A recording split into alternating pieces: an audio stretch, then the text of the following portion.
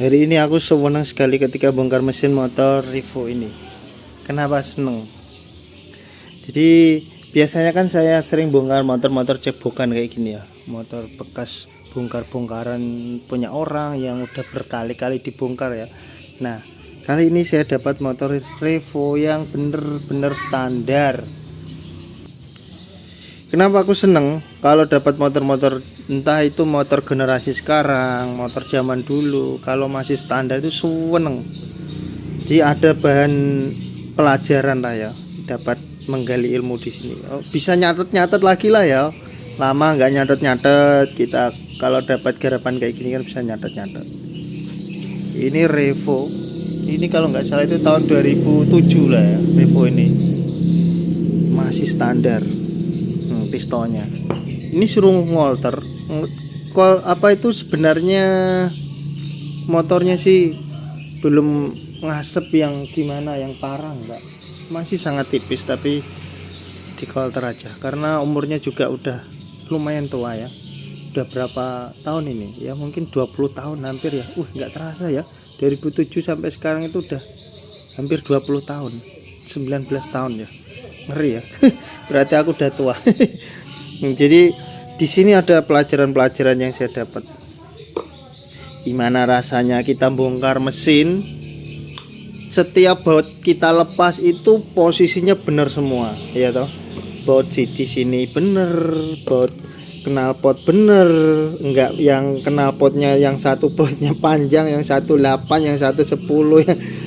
Ini semua serba bener, ya toh. Klepnya masih mapan bagus, masih ori, bos klep nggak ada goyang-goyangnya. Ini wis seneng kalau dapat kayak gini. Terus kita dapat pelajaran-pelajaran kayak gini, piston yang entah bagaimana saya nggak tahu juga, modelnya ya kayak gini, bikinannya ya FIM, tulisannya masih di samping bukan di tengah. Dan herannya piston-piston dulu itu walaupun dia terjadi beretan halus ya, piston itu kayak susah sekali beret ya. Walaupun di sini ada bekas gesekan, piston tuh kayak susah sekali beret. Aku heran, pistonnya itu tetap kinclong aja gitu loh. Aku heran piston-piston zaman dulu. Piston zaman sekarang kalau aku bongkar beat apa yang sekarang itu terlihat kering sekali gitu loh. Istilahnya kena oli yang encer dikit itu udah kayak kering banget gitu. Ini yang zaman dulu itu bisa mengkilat kayak gini. Semakin lama dipakai itu bukannya semakin berat ya, malah kayak semakin dipoles itu, semakin mengkilat. Heran aku sama piston-piston dulu ini. Seneng rasanya. Pistonnya masih tebel ya toh, nggak kayak yang generasi sekarang tipis-tipis pistonnya. Terus kita bisa juga belajar kayak gini, penyusunan ring yang penyusunan per yang double itu gimana. Sebenarnya kan aku sering dapat punya orang itu kalau yang luar rapat di bawah itu yang dalam yang rapat di atas malah. Padahal kalau kita lihat di rakitan standarnya ya kayak gini, dua-duanya ya tetap rapat di bawah. Ini sesuai dengan yang apa saya pelajari dulu. Cuman kan kita membuktikan yang ada. Noken as yang umurnya hampir 20 tahun, liftnya masih standar kayak gini tuh seneng lihatnya ya. Terus kayak susunan temlar, ini bisa kita lihat kodenya, kode yang 41 itu di X dan yang 15 ini di in gitu. Jadi kita tahu, oh berarti yang ini di sini, ini di sini. Bisa nambah-nambah catatan lah, seneng kayak gitu. Kayak yang tadinya kita bongkar motor, misal saya bongkar motor ini udah kepala udah pening ya, udah judek gitu ya. Pas bongkar motor ini langsung semangat lagi, seneng gitu, dapat bahan, bukan bahan praktek mal praktek, enggak, maksudnya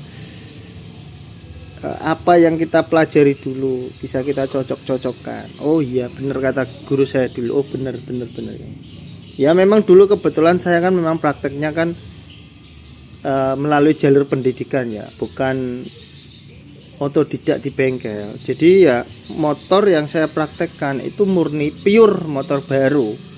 Jadi memang motor baru terus dibikin praktek, bukan motor yang, maaf kalau di bengkel kan kadang ya motor bekasan bongkaran orang, iya toh.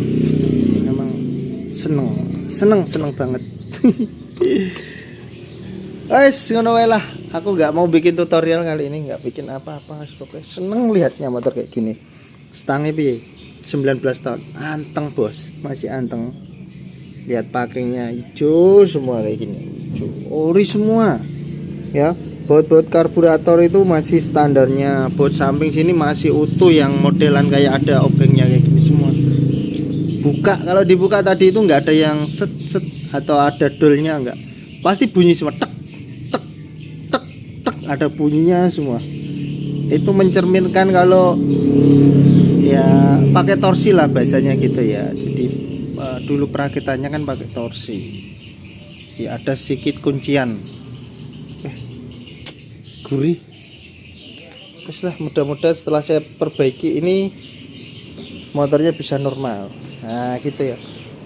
Kebanyakan motor yang bawaan dealer kayak gini biasanya sih kalau kita baiki sih lebih awet daripada motor cebokan yang udah berkali-kali dibongkar orang, itu cenderung gampang rusak. Karena spare partnya sudah, selain bukan ori ya acak-acakan lah biasanya, susunannya nggak serapi yang punya motor, yang bawaan. Saya pun kalau kayak gini susun aku pun kurapikan Kang Bro, nggak sembarangan. Kenapa kayak gitu? Gini loh, terlihat sepele tapi sebenarnya ada ilmunya. Contohnya kayak gini, Temlar kan tadi kan saya sudah lihat 41 itu di X ya, 15 di in.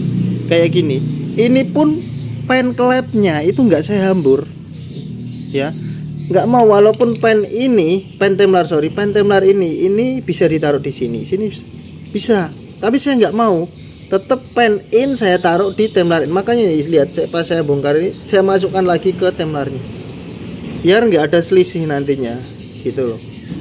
Ininya pun saya bedakan yang X mana, yang tutup X mana, yang tutup in mana, karena ini aluminium terkadang beratnya itu ada kayak selisih lah ya. Jadi kalau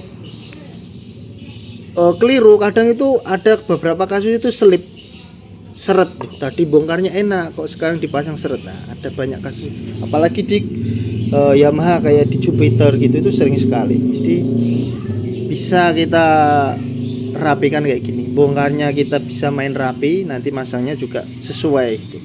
Kalau motor cebokan kan enggak, saya hambur. Kenapa kok dihambur? Ya percuma saya rapi-rapikan kayak gini, toh yang bongkar dulu kita nggak tahu dia tahu posisinya di mana. Tapi kalau untuk kode-kodenya tetap saya sesuaikan. Wes. Kalau teman-teman gimana kalau dapat motor yang ori-ori kayak gini, seneng nggak? Kalau aku seneng banget, apalagi motor generasi sekarang. Kalau kayak gini-gini kan udah sering lah ya. Kalau motor generasi sekarang misal ada Beat 2025 atau 2026 rusak, nah itu seneng aku.